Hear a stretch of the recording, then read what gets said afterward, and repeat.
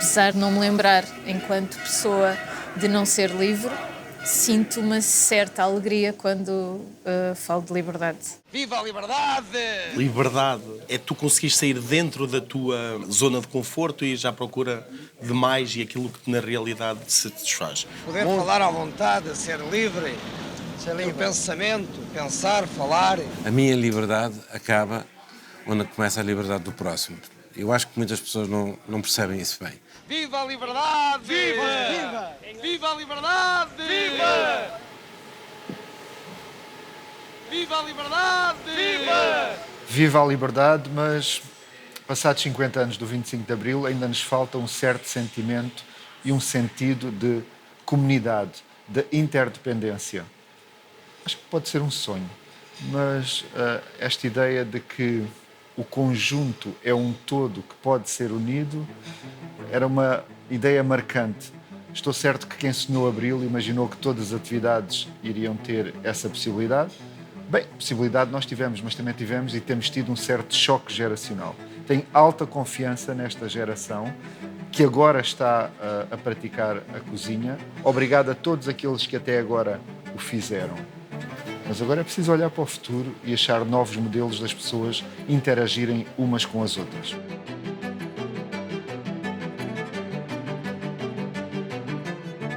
Comida e liberdade. Gosto bastante de pensar que é a liberdade da cozinha. A liberdade que temos hoje em dia para poder criar e modernizar um pouco a partir daí também. Aquilo que nós queremos que a nossa cozinha seja. A minha liberdade foi manter a minha linha ao longo desses anos, contra tudo e todos. O pensamento e as nossas ideias são expressadas através da gastronomia. A cozinha não nasce com dia e hora marcado. E isso é de uma imensa liberdade e ajuda-te a perceber a raiz fundamental da cozinha. O que é o futuro e o que é o passado da cozinha? O que é a identidade, a nossa identidade?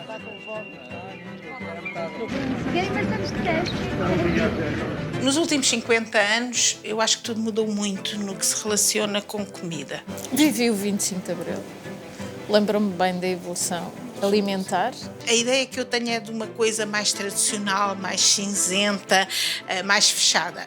E lembro-me especialmente da dificuldade que era de nós termos acesso a produtos diferentes. Éramos muito mais ligados àquilo que era o nosso e que era intrínseco.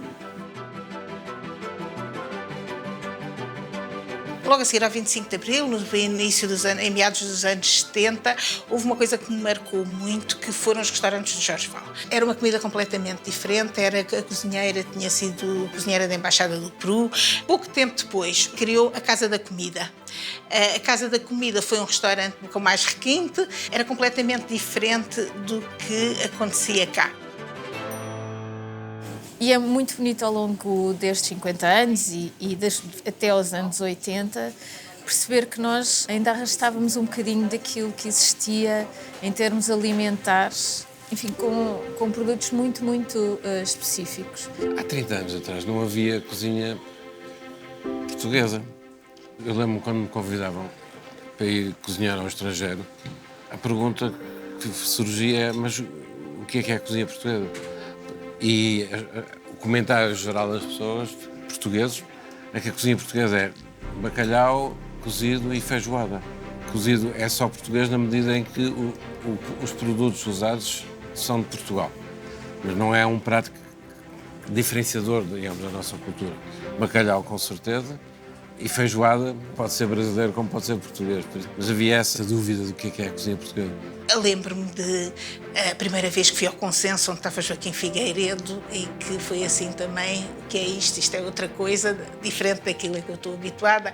Os restaurantes do Fausto também o Vítor Sobral, o Miguel Castro e Silva, fui ao Porto também, aos restaurantes de Miguel Castro e Silva. Eu acho que essa geração também fez muito pela cozinha portuguesa. Tinham outras experiências fora, eram uma aproximação diferente, que tinham mais conhecimento, era uma cozinha mais autoral, em que eles tinham mais liberdade, em que havia já uma liberdade grande de criarem, de alterarem. E depois dos anos 80 veio um boom muito grande. Entraram culturas diferentes, entraram alimentos diferentes, entraram sabores diferentes, como é óbvio.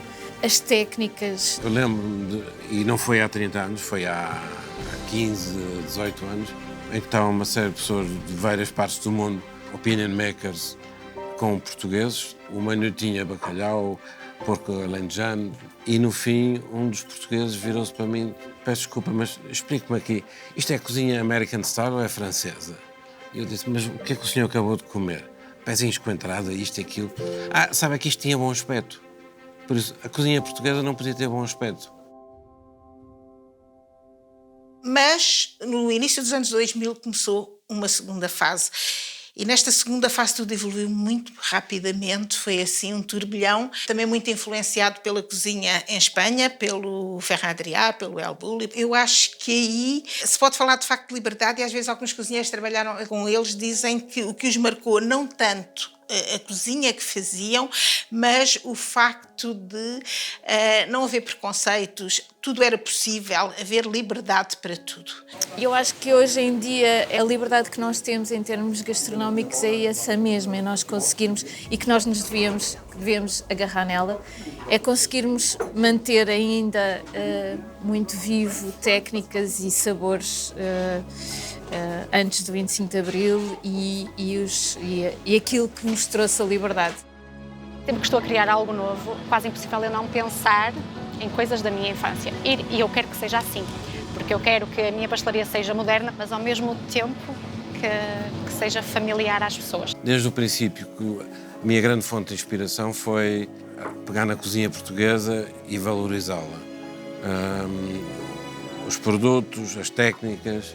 Como venho de uma região com pratos muito vincados, com uma gastronomia muito forte, passado estes 50 anos, eu poder pegar nesses pratos, reinventá-los e mesmo assim não haver censura, e quem os prova dizer que é um prato livre, é um prato bom e não deixa de ser a autenticidade da nossa região. Acho que a nossa grande revolução alimentar foi esta. O facto de tu poderes trabalhar com produtos diferentes, fazer algumas alterações, mesmo em termos de receituário antigo, poderes dar-lhe o teu cunho pessoal, o teu toque pessoal, e teres a liberdade de manteres a tua tradição, manteres as raízes, mas em simultâneo inovar, criar. Mas essa liberdade exigia também conhecimento. E nessas equipes havia sempre, por exemplo, pessoas de ciência, artistas, filósofos, porque a cozinha é muito complexa. A forma como comemos, a percepção que temos dos alimentos são tudo assuntos complexos, e cada um de nós, com a formação que tem, se foca em determinados aspectos e, portanto, não tem uma visão global. Quando se juntam pessoas de várias áreas, passa-se a ter uma visão muito mais global. E esta visão holística da gastronomia é muito importante, da gastronomia, da cozinha, para se conseguir avançar, para se conseguir criar, para haver essa liberdade. Não quer dizer que nós trouxéssemos técnicas muito distantes. Nós conseguimos foi abrir a nossa mente, a técnicas que nos podiam ajudar a manter a nossa própria gastronomia. E sob a importância deste conhecimento científico para a evolução da cozinha, eu vou citar só o Harold McGee. O Harold McGee diz: o melhor da nova cozinha não foi impulsionado pela ciência, foi tornado possível pela ciência. E, portanto, esse conhecimento científico permite criar de uma forma muito mais sustentada, muito mais rápida e, portanto, permite uma maior liberdade. Se eu quero ter liberdade, pôr em prática determinadas ideias, eu preciso de conhecimento para o fazer. Eu usei a tecnologia para, num ambiente de fine dining, de Lambert, recriar pratos de cozedura lenta, que é o que caracteriza a cozinha portuguesa. E a minha liberdade, como eu trabalhava por conta própria, a minha liberdade é fazer as coisas que eu achava que estavam bem, mesmo que tivesse de pagar um preço por isso. Por isso, às vezes, a liberdade tem um preço também. Tivemos sempre que passar por um caminho, trilhar um caminho, para que hoje consigamos ter uma forma diferente de olhar para a gastronomia e estarmos aqui. Durante este período, também estes 50 anos, mas mais nos últimos 25 anos, também houve uma grande mediatização dos chefes que não havia antes. Acabou por trazer muita gente para a profissão, muita gente até com formações anteriores diferentes e com uma cultura diferente, que foi muito bom, permitiu também evoluir muito, permitiu aumentar o número de pessoas e, portanto, não só aumentou o número de pessoas, como a qualidade, como o nível cultural, e acho que isso também é um aspecto importante. No ano em que comecei a trabalhar com o Vítor, isto em 2003, quisemos fazer um livro com 12 chefes e não encontramos 12 chefes. Portanto, imagina a evolução de 2003 até 2024, que estamos agora, não é? Estrondosa, mesmo em termos do próprio conhecimento que foi aportado. É fabuloso. Começaram em Portugal uma outra geração, posso referir, por exemplo, o José Vilés, o João Rodrigues, o Henrique Sapessoa, que atualmente alguns deles têm restaurantes fora, outros têm projetos bastante interessantes. Deles vieram outras gerações. E nomeadamente nos territórios que por acaso eu tenho estado a trabalhar, eu falo de Trás-os-Montes e da Madeira, ainda conseguimos ir buscar muito daquilo que existia antes do 25 de Abril e as pessoas ainda muito agarradas a ele. E depois o contraste nas grandes cidades daquilo que entrou e que as pessoas ficaram permeáveis, muito mais permeáveis a outros sabores, a outras novidades, a outras técnicas, a outras culturas. Nós estamos talvez no momento mais frágil de inovação e de criatividade e de liberdade da gastronomia portuguesa, porque estamos a agarrar àquilo que nós temos de bom, que é o produto, e não ir explorar mais e querer mais e sair da nossa zona de conforto. Aumentou muito o número de cozinheiros, eles têm uma formação melhor, têm muitas experiências fora de Portugal, e há uma coisa que caracterizou essas gerações que vieram a seguir, que é a facilidade de acesso à informação. Portanto, é muito fácil pegar num telemóvel e ver o que algum cozinheiro fez nesse dia do outro lado do mundo. É um conhecimento muito superficial que dá para tirar algumas ideias, para copiar algumas coisas, mas para criar, para conseguir essa liberdade, eu acho que é preciso um conhecimento mais profundo. Eu acredito vivamente que os cozinheiros não estão a criar nada neste momento porque estão a sofrer a influência do produto, que não veio de Portugal, que é ainda mais curioso. With layers of textures and flavors, past and traditions that are still loved and enjoyed by Hong Kong people nowadays. O acontecimento da culinária profissional está inserido num contexto de restauração. O contexto da restauração é o último antes do público. Se imaginarmos uma cadeia de valor em que temos lá em cima o território, o produtor, o produto, a embalagem, a distribuição, o grossista e finalmente chega ao restaurante, o que me parece é que faz falta uma consciência da necessária conexão. Enquanto cozinheiro, preciso de saber de onde é que vem aquele produto, como é que é plantado. Enquanto embalador, quero ter a conexão de uma lógica que seja a mais sustentável. Enquanto distribuidora, a mesma coisa. E a verdade é que há muita força por parte daquele decisor último que é o que confecciona, mas nem por isso sei se tem havido a necessária consciência deste todo. Há movimentos, há trabalho feito para isso. Agora, parece-me que é aprofundar esse trabalho para que haja bruta consciência sobre o todo o que se põe no prato, a maneira como se confecciona em direção ao cliente. É a história de uma só saúde. A saúde do solo, a saúde da planta, a saúde do alimento e a saúde da confecção, porque tem que ver com a nossa saúde. E é importante perceber a diferença que tu vês dentro das cozinhas e dentro da gastronomia e dos restaurantes que havia antes do 25 de Abril, durante o 25 de Abril e depois do 25 de Abril.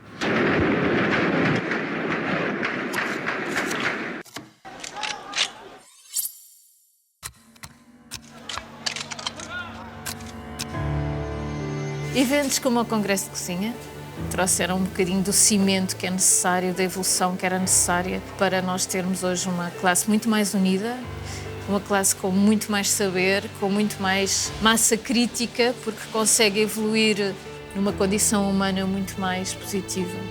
Os congressos, para além de serem informativos, de serem quase o acender de uma chama, têm que ser algo muito humano e muito de partilha e muito de partilha pessoal. E a segunda é receber inspiração e inspirar. E nesse papel de fazer refletir sobre o papel do conhecimento, o conhecimento que é necessário, foi de facto dar essa importância a esse conhecimento que é preciso para se poder avançar, para se poder ter liberdade. Eu acho que a liberdade é a mensagem que transmitimos aos clientes também. Acho que essa parte, não só a parte da comida, mas também a abordagem, tudo é um bocadinho de liberdade. Entregar parte de nós sem conhecermos alguém.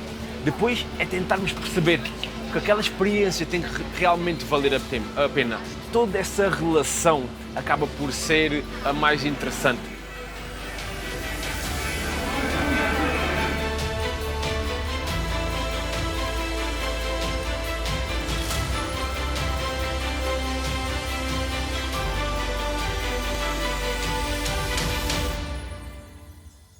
Houve uma evolução também brutal, não é? Em termos da restauração. Eu lembro-me ainda das carvoarias, lembro-me ainda das tabernas e daqueles sítios pequenos.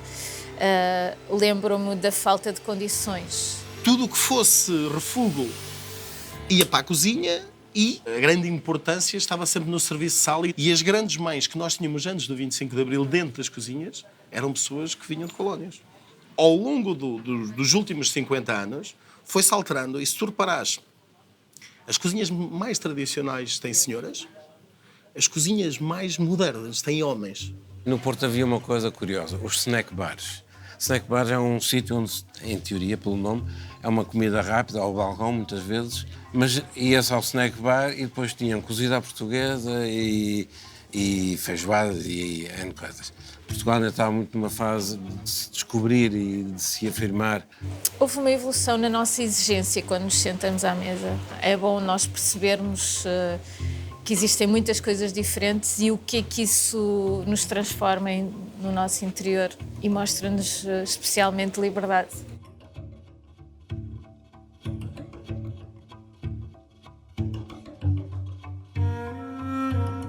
Temos a vida muito mais facilitada, acima de tudo, do que tínhamos os nossos antepassados.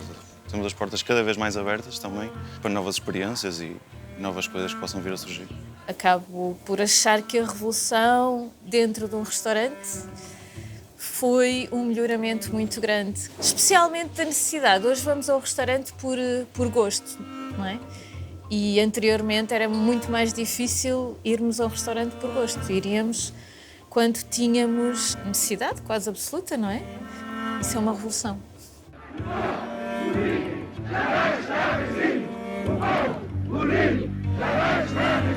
Há que haver respeito pelo ser humano e pelo aquilo que o ser humano nos pode acrescentar. Primeiro, a gastronomia é uma forma de expressão, por isso é uma forma de liberdade. A própria comida nos restaurantes, acho que é uma forma, cada cozinheiro, cada cozinha tem a sua forma de expressão e a sua forma de se representar, de ser livre. Quando eu fundo a minha identidade, onde eu faço a gestão das minhas crenças, onde eu faço a gestão do produto que tenho disponível e afundo e depois acabo por acrescentar valor num prato servido à mesa. É onde qualquer um consegue pegar na sua subjetividade, na sua identidade e fundir com aquilo que acredita. Quando estás a fazer cozinha, estás a pensar na tua liberdade, na liberdade que tens em escolher, em fazer determinada opção, e até que ponto essa tua liberdade colide com a liberdade dos outros. Hoje os profissionais ainda pecam um bocadinho pelo excesso de liberdade, ou seja, têm o horizonte completamente aberto e isso é muito bom. Ainda não descobriram foi as próprias raízes. Eu não posso querer ser livre de algo sem me lembrar de onde eu venho. Acredito mesmo que a liberdade de um cozinheiro é um conjunto de factores que vai acima da técnica e do produto, mas também com a nossa origem, onde crescemos, com quem convivemos, com quem neste momento estamos rodeados.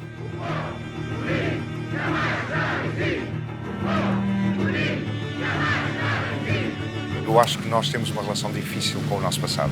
Acho que não somos um povo particularmente bom a preservá-lo, ou estimá-lo, ou sequer conhecê-lo. E acho que boa parte disso tem a ver com esse envenenamento histórico que aconteceu durante 50 anos. E acho que vai demorar algum tempo a termos uma relação que seja uma relação mais saudável com o nosso próprio passado.